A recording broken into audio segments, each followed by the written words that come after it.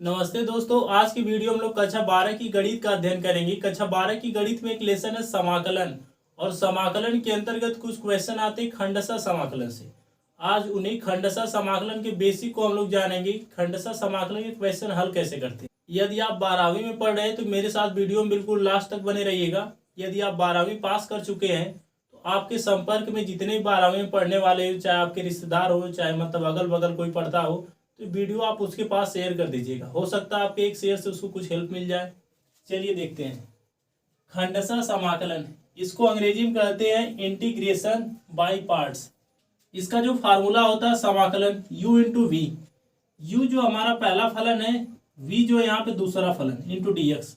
अब इसका जब हम लोग विस्तार करते हैं ना, सबसे पहले पहला वाला फलन लिखते हैं, फिर उसके बाद समाकलन का चिन्ह लगाते हैं, फिर दूसरा फलन लिखते हैं यानी मतलब v इंटू डी एक्स, फिर उसके बाद माइनस का चिन्ह लगा देते हैं समाकलन।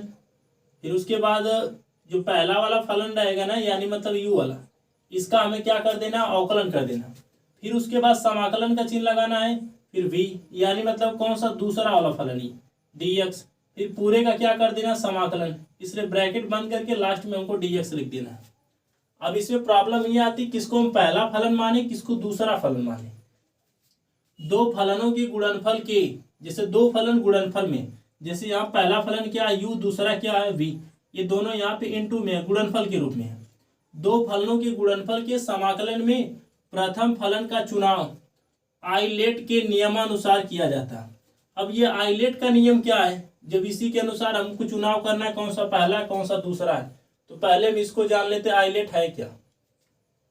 आई का मतलब होता है इनवर्स ट्रिग्नोमेट्रिक फंक्शन, जिसको हम हिंदी में कहते हैं प्रतिलोम त्रिकोणमिति फलन। 12वीं में एक चैप्टर भी आप लोग पढ़े होंगे प्रतिलोम त्रिकोणमिति फलन का, तो उसमें आप देखे होंगे इसी तरीके से इनवर्स वाले क्वेश्चन थे, sine inverse, cos inverse, tan inverse, sec inverse. तो जो इनवर्स के रूप में रहेगा वो प्रतिलोम त्रिकोणमिति फलन के अंतर्गत आएगा, यानी मतलब आई के अंतर्गत आएगा। दूसरे नंबर पे क्या, यल का मतलब होता है लागार्थी फंक्शन, यानी मतलब जिसको हम कहते हैं लवगणकी फलन। ये लाग के रूप में रहेगा, जैसे लाग एक्स, लाग साइन एक्स, लाग टेन एक्स, लाग अंडर रूट एक्स, इस तरीके से रहेगा। अब तीसरे नंबर पे आप देख रहे हैं इसमें क्या, ए, और ए से हो जाएगा ना अलजेब्रिक फंक्शन, जिसको हम हिंदी में कहते हैं बीजगणितीय फलन। ये बीजगणितीय फलन की पहचान कैसे करेंगे, एक्स क्यू रहेगा, एक्स स्क्वायर रहेगा, 2x + 3 रहेगा, या 2x रहेगा, x रहेगा, ये सब जो बीजगणितीय फलन है। अब चौथे नंबर पे इसमें दिया टी, टी से हो जाएगा ट्रिग्नोमेट्रिक फंक्शन, जिसको हम त्रिकोणमिति फलन कहते हैं। त्रिकोणमिति तो आप बहुत पढ़े हैं, सीधे सीधे जान जाएंगे, sine x, cos x, tan x, sec square x, यही चीजें रहेंगी तो आप जान जाएंगे कि जो ट्रिग्नोमेट्रिक फंक्शन है उसको किससे दर्शाते हैं, टी से दर्शाते हैं। और फिर ये लास्ट वाला ई से होता है एक्सपोनेंशियल फंक्शन, जिसको हम हिंदी में कहते हैं चरघातांकी फलन। इसमें क्या होता है, e की पावर 2x दिया रहेगा, e की पावर -3x दिया रहेगा, e की पावर x रहेगा, e की पावर अंडर रूट x रहेगा, इसी तरीके से मान रहते हैं। तो e के रूप में रहेगा तो उसकी पहचान ऐसे आप आसानी से कर लेंगे। अब आपको ये समझ में आ गया होगा कि आइलेट है क्या। आई का मतलब इनवर्स, यल का हो जाएगा लागार्थिक, ए से हो जाएगा अलजेब्रिक, और टी से हो जाएगा ट्रिग्नोमेट्रिक, और ई से हो जाएगा एक्सपोनेंशियल। बस इतना आपको याद रखना है। यदि आप फलन में चेक करेंगे अगर आई वाला है यानी मतलब इनवर्स वाला है तो उसको आप पहला मानेंगे। अगर इनवर्स वाला नहीं फिर देखेंगे लाग वाला है क्या, अगर लाग वाला रहेगा तो उसको पहला मान लेंगे। अब ये दोनों नहीं है, अगर उसमें अलजेब्रा वाला है, बीजगणित वाला, इसको आप मान लेंगे।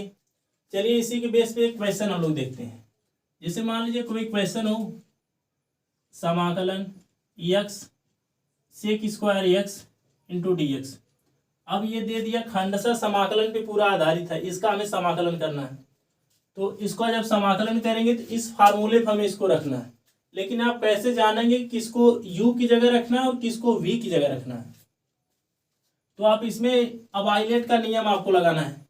आइलेट का जब नियम लगाएंगे तो आई से क्या होता है, इनवर्स। आप इसमें देख रहे हैं इनवर्स वाला कोई फंक्शन है इस तरीके का, नहीं है, छोड़ देना है। फिर देखना है यल, लागार्थी वाला कोई है, लाग वाला इसमें कोई नहीं है। फिर उसके बाद आ जाएंगे तीसरे पे, अलजेब्रिक वाला देखेंगे कोई है क्या इसमें। ये देखिए मतलब अलजेब्रिक यानी मतलब बीजगणितीय फलन में आपका x के रूप में रहता है, तो यहाँ देखिए x है।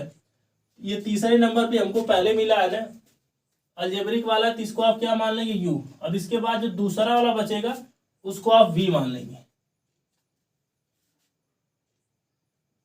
अब इसका जो समाकलन है आप इसी पूरे फार्मूले पे करेंगे। अब देख रहे हैं आप यहाँ पे क्या लिखा है u, तो जहाँ u है वहां पे हमें कितना रखना है x लिख देंगे।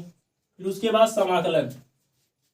अब यहाँ क्या लिखा है v, और v का मान कितना सेक स्क्वायर x, तो यहाँ आपको लिख देना सेक स्क्वायर x। फिर उसके बाद कितना इंटू dx है, इंटू dx लिख देंगे। अब यह माइनस का चिन्ह है, माइनस का चिन्ह लगा देना है।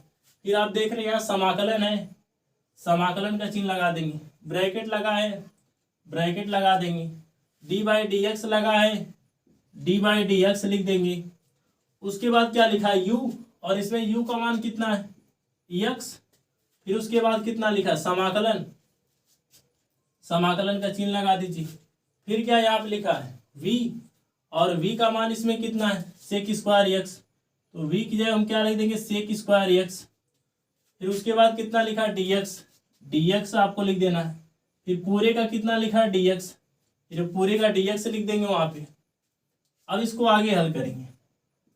x सेक स्क्वायर x का समाकलन क्या होता है tan x माइनस, अब ये जो x है ना, तो x का हम लोग अवकलन करते हैं तो कितना आता है 1 गुणे सेक स्क्वायर x का समाकलन कितना जो है tan x, और ये वाला बचा कितना into dx, x into tan x minus समाकलन tan x का 1 में गुणा कर देंगे कितना देगा tan x इंटू dx बराबर।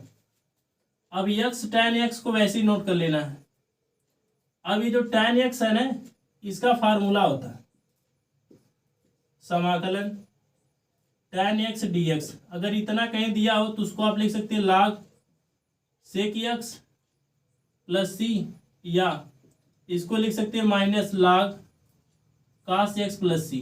तो चाहे आप अगर cos वाला रखेंगे तो आपको माइनस सी लाख लिखना पड़ेगा, सेक वाला लिखेंगे तो प्लस सी लाख लिखना पड़ेगा। तो चलिए सेक वाला में आप लिख देते, माइनस इसको नोट कर लेंगे, और इसका इस फार्मूले से मान कितना देगा log sec x प्लस सी। ये आपका आंसर आ गया।